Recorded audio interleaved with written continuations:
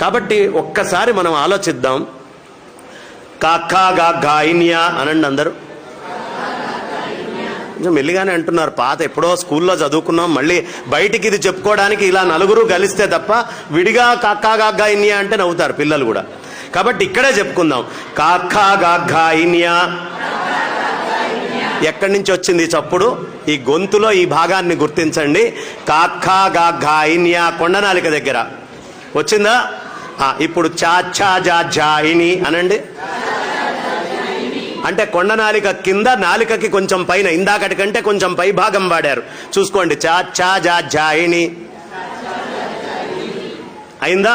దానికంటే కొంచెం పైకి వస్తున్నారు. ఎలా చెక్కారో చూడండి అసలు అక్షరాలని. టాఠా డా ఢాణ ఎక్కడి నుంచి వచ్చింది? మధ్యనాలిక నుంచి వచ్చిందా? అది మడవకుండా టాఠా డా ఢాణ అనండి చూస్తా. టాఠా డా ఢాణ.